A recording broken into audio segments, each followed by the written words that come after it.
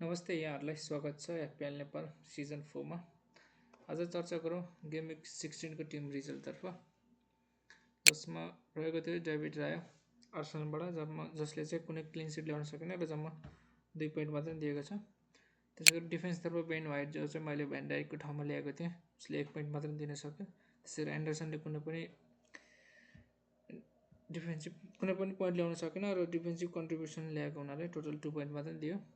र निको ओरालीले चाहिँ क्लिन सिट चाहिँ टोटल 6 पोइन्ट दिएको छ।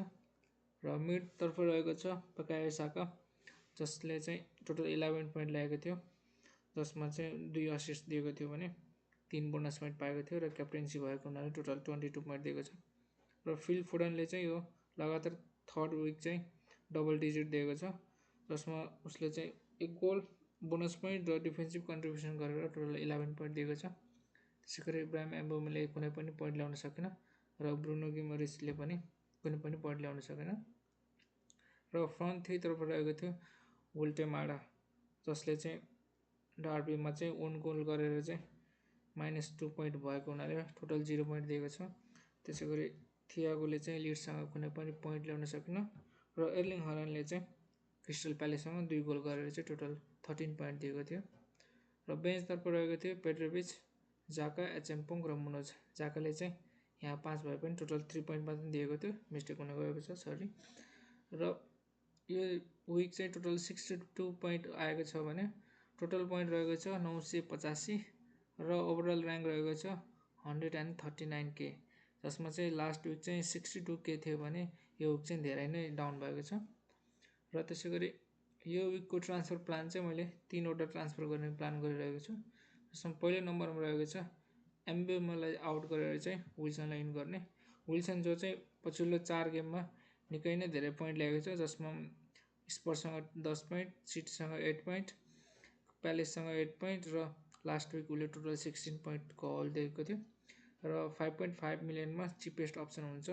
र नेक्स्ट फिक्चर रहेको छ उसको फरेस्ट, वेस्ट हाम र क्रिस्टल प्यालेससँग रहेको छ। र अर्को ट्रान्सफर प्लान रहेको छ जाकालाई आउट गरेर चाहिँ ब्रुनो फर्नान्डेज इन गर्ने सोचमा छु, जसमा ब्रुनो फर्नान्डेजले पनि पछिल्लो 4 गेममा चाहिँ 3टा चाहिँ उसले डबल डिजिट हल दिएको छ, जसमा लास्ट विक बोनमाउथसँग 1 गोल 1 असिस्ट गरेर चाहिँ टोटल 13 पोइन्ट दिएको थियो। र उसको 17मा फिक्चर रहेको छ एस्टन भिल्ला, 18मा रहेको छ न्युकासल र वुल्भरह्याम्पटनसँग रहेको छ। र अर्को ट्रान्सफर चाहिँ फन्ड अभाइलेबलको लागि मात्र गर्न गइरहेको छ, जसमा वोल्टेमाडा चाहिँ फर्ममा रहेको छैन, उसलाई आउट गरेर चाहिँ मैले युनाइटेडबाट ओबी इन गर्न गइरहेको छु, जो चाहिँ अन्ली 4.2 मिलियनमा छ। यो चाहिँ बेन्चमा राख्नको लागि अप्सनको लागि हो। र गेम विक 17 को टिम सेलेक्सनतर्फ हेरौँ, जसमा गोलकिपरमा रहेको छ आर्सेनल, जसको फिक्चर रहेको छ एभर्टनसँग अवेमा रहेको छ। र डिफेन्डरतर्फ रहेको छ आर्सेनलबाट वाइट र एन्डरसन रहेको छ, जसको चाहिँ फरेस्टसँग रहेको छ होम ग्राउन्डमा। र अर्को रहेको छ निको ओराली, जसको चाहिँ वेस्ट हामसँग होम ग्राउन्डमा रहेको छ। र मिडतर्फ चाहिँ यसपालि चाहिँ मैले 5 फर्मेसनमा खेलाउन गइरहेको छु, जसमा बकायो साका रहेको छ एभर्टनसँग, फिल फोडन जो चाहिँ एकदमै फर्ममा रहेको छ, उसको चाहिँ वेस्ट हामसँग होम ग्राउन्डमा रहेको छ, यो चाहिँ निकै नै आकर्षक हुनेवाला छ। र विल्सन जो चाहिँ एकदमै फर्ममा रहेको छ फिल फोडन पछिको, उसको चाहिँ रहेको छ फरेस्टसँग होम ग्राउन्डमा, यो विक पनि आशा गरौँ कि डबल डिजिट दिन सक्छ। र ब्रुनो फर्नान्डेज पनि एकदमै फर्ममा रहेको छ, जसको रहेको छ एस्टन भिल्लासँग। ब्रुनो गिमेरेस, जसलाई चाहिँ चेल्सीसँग चान्स दिन गइरहेको छु मैले, होम ग्राउन्डमा रहेको छ र सेट पिसेसहरूबाट चाहिँ उसको चाहिँ थ्रेड हुनसक्छ।